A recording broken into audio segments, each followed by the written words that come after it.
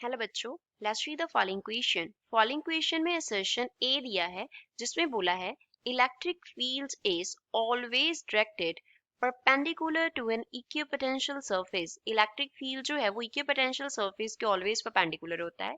Reason R में बोला है equipotential surface is a surface on which at each point potential is same. Equipotential surface वो होता है जिसके हर पॉइंट पे पोटेंशियल क्या रहेगा, सेम रहेगा। A option, both A and R are true and R is the correct explanation of A. B, both A and R are true but R is not the correct explanation of A. C option, A is true but R is false. D option, A is false but R is true. E option, both A and R are false. So first of all, we will talk about the key concept used in the question. इस question में क्या key concept use हो रहा है? Here we are talking about equipotential surface. Equipotential surface. Equipotential surface होता क्या है? Equipotential यहाँ पे eq word का means क्या है? This word here represents equal. Equipotential means equal potential. तो ऐसा surface जिसके हर point पे at each point potential is same. Her point पे पोटेंशियल का जो वैल्यू होगा वो क्या होगा, सेम होगा.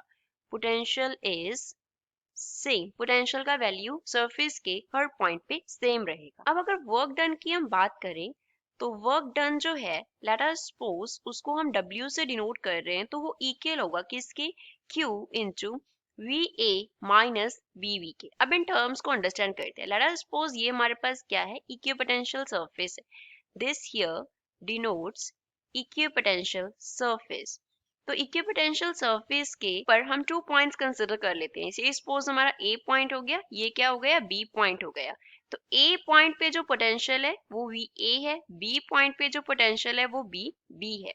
यहाँ पे V जो है वो डिनोट कर रहा है किसे, पोटेंशियल को. और इन 2 पॉइंट्स के बिटवीन हम एक चार्ज को मूव कर रहे हैं यहाँ से A से B तक. That charge is Q.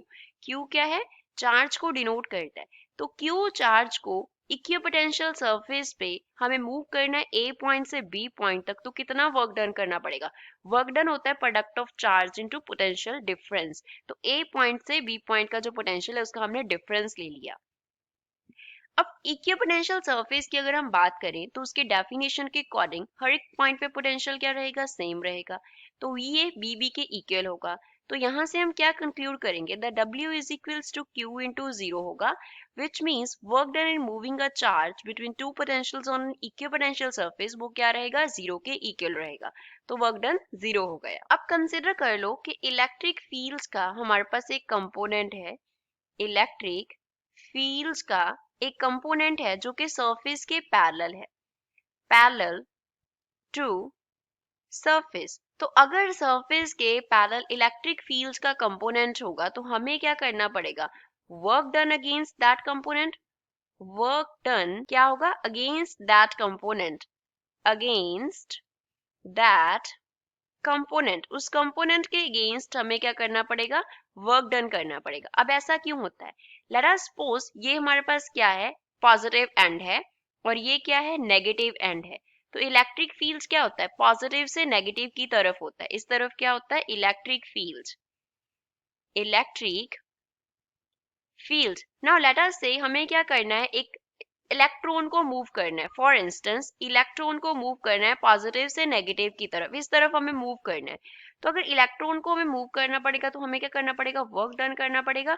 तो उस इलेक्ट्रिक फील्ड के पैरेलल कंपोनेंट के हमें अगेंस्ट वर्क करना पड़ रहा है. तो वर्क डन W जो होगा that will not be equals to 0. But this is not the definition of equipotential surface. This is not true for equipotential surface. Equipotential surface के लिए ये ट्रू नहीं है, क्योंकि अगर इक्विपोटेंशियल सरफेस होगा तो उसके लिए वर्क डन W का वैल्यू कितना होना चाहिए, 0 के इक्वल होना चाहिए. तो इस वजह से इलेक्ट्रिक फील्ड्स का कोई भी कंपोनेंट सरफेस के पैरेलल नहीं होता. वो किस डायरेक्शन में होता है, सरफेस के परपेंडिकुलर डायरेक्शन में होता है. So we can conclude that electric field जो होगा, इलेक्ट्रिक फील्ड जो होगा that will be in perpendicular direction, perpendicular direction to equipotential surface, equipotential surface के वो परपेंडिकुलर डायरेक्शन में होगा, तभी वहां पे हमारा जो पोटेंशियल डिफरेंस इक्वल होता है एंड इसी वजह से जो वर्क डन है वो जीरो होता है एंड ये इक्विपोटेंशियल सरफेस की डेफिनेशन को सेटिस्फाई करता है। तो इलेक्ट्रिक फील्ड जो है वो इक्विपोटेंशियल सरफेस के ऑलवेज परपेंडिकुलर होता है एंड उसके ईच पॉइंट पे जो इक्विपोटेंशियल सरफेस है पोटेंशियल सेम होता है। So assertion is true, reason is true, and reason is the correct explanation for given assertion, which means A is the correct answer to the given question. I hope you understood well. Thanks.